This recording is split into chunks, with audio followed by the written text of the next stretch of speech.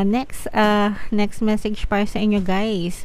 Discover your courage, na huwag kayong matakot, guys. Na ito parang ina-advise kayo ng inyong mga gabay na lumabas ng inyong comfort zone. Huwag kayong matakot, discover your courage. Doon nyo malalaman kasi na meron pa kayong ibubuga, malayo pa yung mararating nyo, mga kapiksi. Marami pa kayong pwedeng ma-experience sa buhay. Sometimes kasi kapag nasa comfort zone tayo, kaya nga comfort zone, kasi komportable tayo doon, sanay tayo doon na ganun yung ginagawa, ganyan.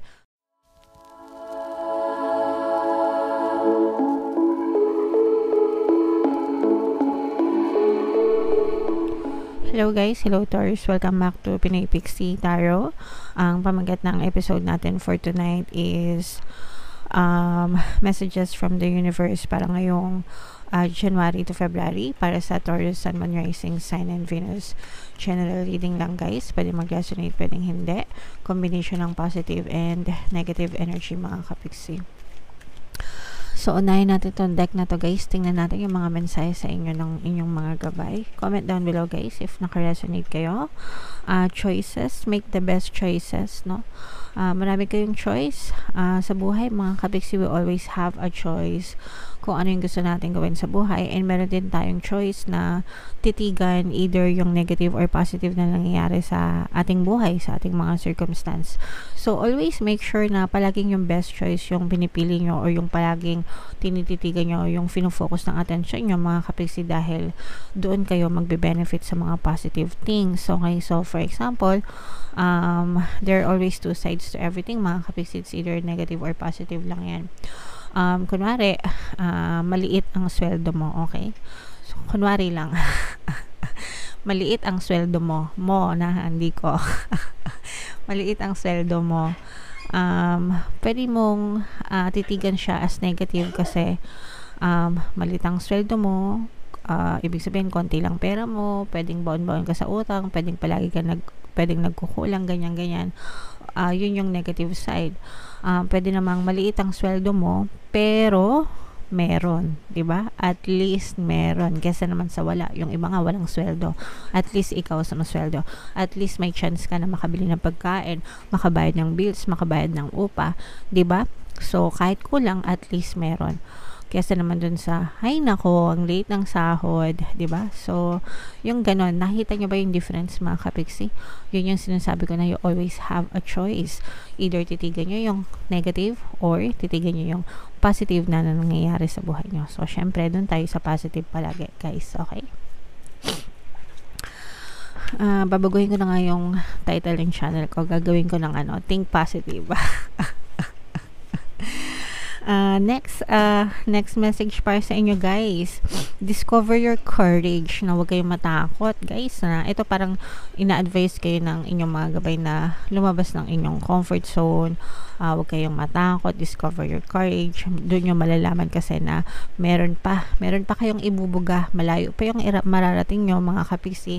Marami pa kayong pwedeng ma-experience sa buhay. Sometimes kasi kapag nasa comfort zone tayo, kaya nga comfort zone, kasi komportable tayo doon, sanay tayo doon na ganun yung ginagawa, ganyan. Pero dahil yun lang yung zone mo, limited lang. Kumbaga, kunwari ito yung comfort zone mo,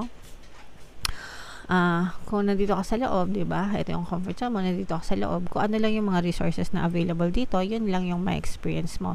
Hindi mo na ma-experience yung iba na nasa labas ng comfort zone mo, na malawak pa. Okay? So, ganun yung ibig sabihin, guys. Malayo pa yung iyong pwedeng marating. So, huwag kayong matakot na sumubok ng mga bagong bagay. Pero wala naman palitan, guys. Kasi kung komportable naman kayo, kaya nga comfort zone, okay naman, wala namang problema.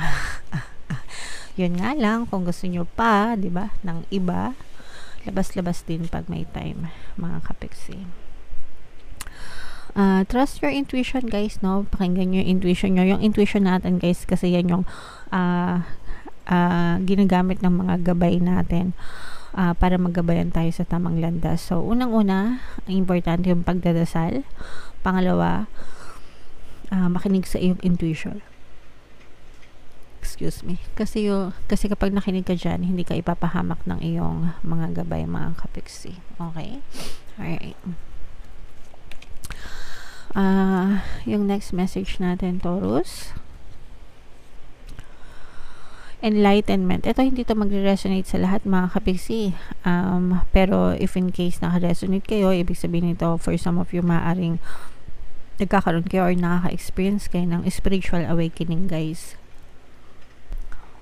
And wala naman kayong kailangan ikatakot, guys, because we are all spiritual beings in a human form, experiencing human experiences, okay?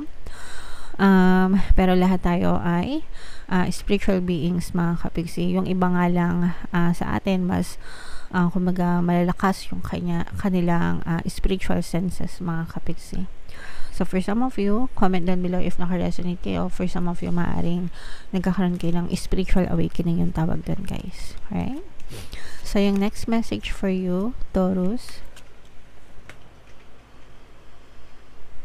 So we have Archangel Raphael. This is about healing, mga kapiksi, no? This is about healing. So for some of you, this may be a good news kasi maaring nag-heal na kayo, no? Nasa process na kayo ng recovery or healing, mga kapiksi, sa kahit anong aspeto ng buhay nyo, pwedeng emotional, physical, mental, or even spiritual, mga kapiksi. And this is also another reminder, guys, no, na kung kayo naman ay nagdadanas, no, ng mga problema sa kalusugan, i-priority nyo yan, mga kapiksi. Wag nyong ipagwawalang bahala. Kung meron kayong nararamdaman na hindi maganda, kumonsulta sa mga manggagamot. Palagi ko naman kayong ina-advise, health is wealth, mga kapiksi. Mas importante pa yan kesa sa pera, no? Mas importante yan, guys, kesa sa pera. Kaya pahalagahan ang inyong kalusugan. And then live life to the fullest, mga kapiksi. So sabi ko nga, guys, isang beses lang tayo mabubuhay sa mundo. Swerte na kung madugtungan ka ng pangalawang buhay, di ba? Pero live life to the fullest, mga kapiksi, no? Samantalahin nyo, minsan lang tayo dadaan sa lifetime na to, so mag-enjoy tayo. Tigilan natin yung karareklamo, or wag mong sayangin yung buhay mong karareklamo. Tanongin mo yung sarili mo, ilang taon ka na ba? Kapiksi, pwedeng yung iba sa nyo nasa teenage years pa lang, yung iba sa nyo mga nasa 20s, 30s, pero karamihan ng audience natin dito is mga 30s to 50 years old, no? And then may mga mangilan-ngilan tayo na mga senior citizen na. So ask yourself, sa edad mong yan, na-enjoy mo ba yung buhay mo, di ba? Nag-enjoy ka ba? If not, bakit? Ask yourself, bakit, mga kapiksi? Syempre, naiintindihan natin yan dahil sa mga responsibilities natin, no? Pero kahit na may mga obligation tayo, may mga responsibilities tayo, wag nyong i-deprive yung sarili nyo para sa sarili nyong kaligayahan, mga kapiksi, okay? Enjoy din pag may time. Alright? Okay. So, comment down below, Taurus, if feeling nyo naka-resonate kayo dyan. Napakabilis ng panahon, mga kapiksi, diba? Sobrang bilis. Parang kailan lang may pandemic pa, diba? Pero ngayon, tapos na, wala na, normal na ulit, diba? So, isipin mo yun, ilang years din tayo nagdusa doon, diba? Pero ngayon, okay na. So, yeah. Comment down below if naintindihan nyo yan, mga kapiksi. So ngayon naman, guys, tingnan natin yung additional na message sa inyo. Habang sinashuffle ko to, panoorin nyo muna yung video natin regarding sa ating paano mag-manifest ng abundance video course. Kapiksi, sawa ka na ba sa mga struggles at hirap sa buhay mo? Masipag ka ba at masikap sa buhay ngunit hindi ka pa rin umaasenso? Ilang beses ka na bang nag-attempt magnegosyo at mag-invest pero palagi ka pa rin nalulugi? Sa pagkakataon na ito ay maaaring may subconscious beliefs ka na nagiging balakid sa iyong pag-unlad at pagyaman. Introducing, paano mag-manifest ng abundance video course. Dito ay matututunan mong ma-overcome ang mga balakid mo para tuluyan ka ng umunlad, umasenso, sumagana, maging matagumpay, successful at maswerte sa iyong kabuhayan, pera, trabaho, negosyo, salapi at kaperahan ng bonggang-bongga. Dali, mag-send na ng email sa pinoypixitaro@gmail.com at simulan na ang iyong pagyaman ngayon. Alright, so sabay-sabay tayong yumaman ngayon, mga kapiksi. Mag-avail na kayo ng course kasi sobrang ganda talaga niyan, guys. And ngayong January guys, magbibigay tayo ng 1 free pampaswerte subliminal sa lahat na mag-a-avail ng course until January 31, kaya mag-avail na kayo mga kapiksi. Meron din tayong email coaching, manifest your desires using the law of attraction. If meron kayong mga specific na gusto nyong i-manifest, pwedeng love and relationship, pwedeng money or career mga kapiksi, pwede kayong magpabook ng email coaching session with me. Mag-send lang kayo guys ng email sa pinoypixietarot@gmail.com. So, ito yung additional na mensahe para sa inyo guys. Nobility, ito yung pagtawag dito, pagpapakumbaba, mga kapiksi.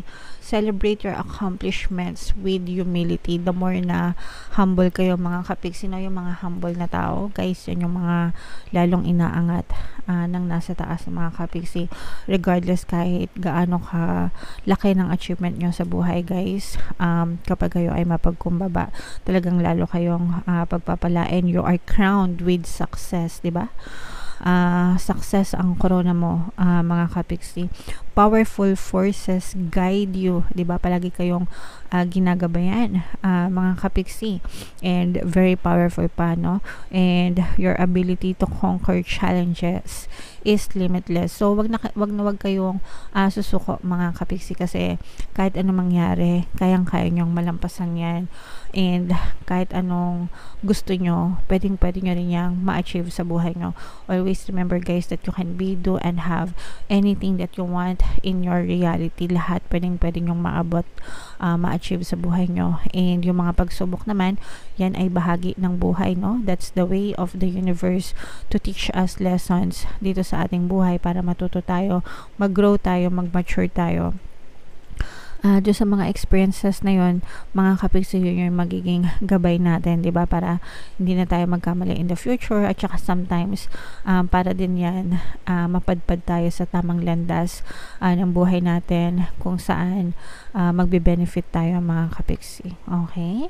So sobrang ganda ng mga mensahe guys. Always maging grateful, and always matutong magpakumbaba mga kapiksi. Comment down below guys if naka-resonate kayo sa mga messages para sa inyo. Ito yung ating mga pampaswerte subliminal guys, pakinggan nyo na para maging maswerte kayo. And ito naman yung ating success stories ng paano mag-manifest ng abundance video course. Click here to subscribe guys, and click here to join our membership program. Thank you for liking, sharing, and subscribing. See you again next time. I love you all. Have a nice day. Bye bye.